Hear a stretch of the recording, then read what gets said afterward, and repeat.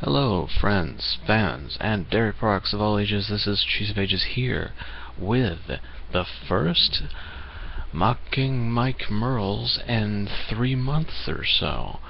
I mean, after all, all the rule of 3 articles and legends and lore articles that have come out since then, why is it only now that I'm making a new one? Did something really grab my attention that Mike Mearls said?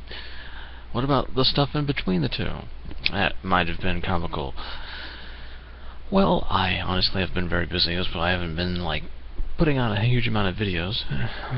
But also, this is mainly going to be a series of when something just leaps out at me as really funny or stupid or worth talking about. I talk about it. And a lot of the things that I've been glancing at are oh, that's kind of silly, but it's not really worth nitpicking and going with the running gag of me hating Mike Mearls and thinking he's stupid. But anyway, I honestly have no problem with Mike Mearls. It's just a lot of the decisions I can make fun of easily, and it's become sort of a gag that I just ruined, maybe. But yeah, there's been a lot of bad design choices over the course of D&D Next. But this isn't about a design implementation. This is about a question answered during the most recent, as of this recording, D&D Next Q&A answer session posted onto YouTube.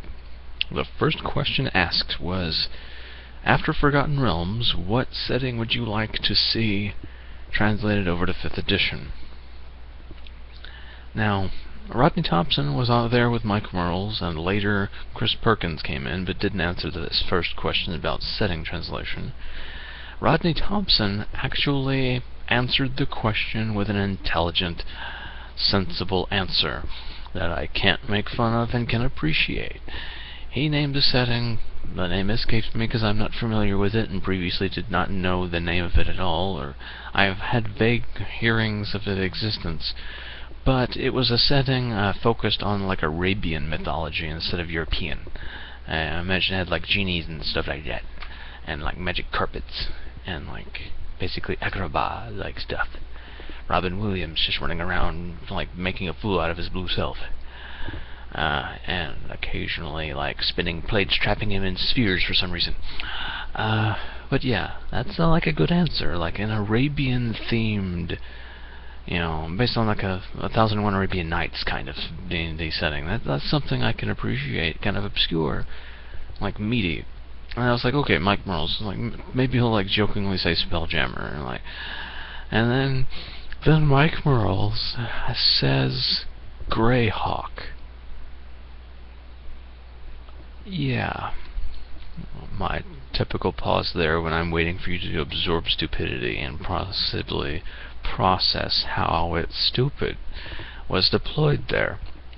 Now, if you're familiar with Dungeons and Dragons, it's a history, which Mike Mearls apparently has holes in, you'll know why this answer of Greyhawk is profoundly stupid at surface value.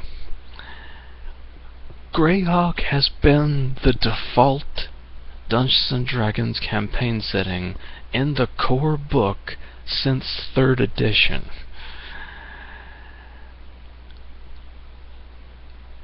He basically just answered the question, what setting would you want to see transferred over after Forgotten Realms, with the base setting that is in the core book? Is how the reaction at face value. But then they started talking about references to previous editions, and it became clear that he was actually talking about earlier incarnations of it, the Gygax version of Greyhawk. 3rd edition Greyhawk was not very similar, even really remotely, aside from names of places and groups, to Gygax's Greyhawk, because Gary Gygax, the maker of Dungeons & Dragons, made Greyhawk. That was his campaign setting. He threw in gods from various mythology. Thor, Zeus, Odin, every god from every mythology was just thrown into Greyhawk. That was the pantheon. and it occasionally had like other named things, and over time, like in 2nd edition, Greyhawk started getting less and less mainstream Earth deities and being translated more into a generic fantasy setting. And the final nail in the coffin from removing all of the wacky, weird Gygaxian stuff from it came in 3rd edition, when it became the core setting. But that wasn't the first incarnation. There was like previous few supplements basically shoved all of like the Thor and Odin and Zeus stuff off to the side and like started not having any attention to it. But when Wizards of the Coast took over, they basically like, let's make this a fantasy setting and not draw parallels to our world, which I can imagine like people that were like original likers of this setting not liking. But sure, even if you're talking about that oftentimes very bizarre original Gygaxian Greyhawk, that's just going backwards more. Like the design of D&D Next is obsessed with, rather than going forward, it's obsessed with like 4th edition never happened. 3rd edition was okay. We're gonna like put earlier editions into 3rd edition, mash it up in there. Like 4th edition didn't happen. Fuck 4th edition. Let's backtrack. Let's not refine. Let's just ignore progression and just like go backwards and then refine that and be pretty much identical to the previous editions, but more refined. All of this evolution in the system, gone. Fuck 4th edition. Is that entire mentality. And with this, Mike Mearls is like, let's frack 3.5 and 3rd edition's mythology by going back to the original kind of thing. So even if he's talking about the original Gygaxian Greyhawk, it's still something I can make fun of and have a problem with. But I can also see his point and appreciate the fact that, like adapting Greyhawk to a new edition would be great, except the entire principle, except for statting characters of adapting settings, is stupid to begin with. Settings have always just been a coat of paint. I know, like in my previous Knights of the Crusade review, I said like settings shouldn't be a coat of paint, but that's always how it's been in Dungeons and Dragons, because the system wasn't designed to adapt the setting. The setting was designed in the system. It was a coat of paint applied to the system. The system and the setting were not designed together, except in the original Dungeons and Dragons, which pretty much didn't have a setting.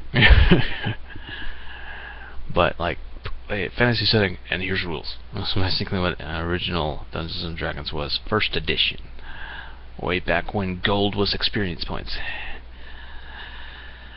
And that caused many issues with like previously stolen dragon hordes and the dragon still being there and you fighting the dragon with no horde. But yeah, the setting has always been a coat of paint slapped to it. Pretty much all you do to adapt to a campaign setting is stat people differently. Now, from like a narrative standpoint, you'll want to explain why the rules are different, but that's not really required at all. If remotely, you don't have to do it if you don't want to. Well, let's not talk about how like adapting additions to adapting settings to new editions is stupid and like that's debatable, arguable, and everything like that. And I'm not one to I'm not one to say that it's silly, considering I do a big like catastrophic event causes the edition change every time. So who am I to judge? But still, Mike Mearls basically said, I want the core base setting to be translated over to the new edition. Of course it is. he wasn't saying that. He was saying he wants to return to the Gygaxian, which is saying he's a grognard. He wants to go old school more. He wants to backtrack more. He wants to please the freaking people they lost with 4th edition, rather than bringing in new players and such. He wants to backtrack and not lose any more people. But let's be honest, 4th edition brought in a lot of new players. It's just, yeah. 3rd edition brought in new players. 4th edition brought in new players. Each one lost more players because people didn't change editions and refused to play it because they're grognards, a term for people that don't like new things in tabletop gaming. It was born in war games. But yeah,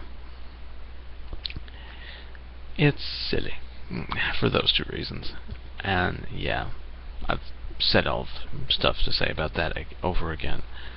Of all the things that he could have said, all the different settings with actual substance, depth, and haven't been paid attention to in a long time, he said, I want the default setting.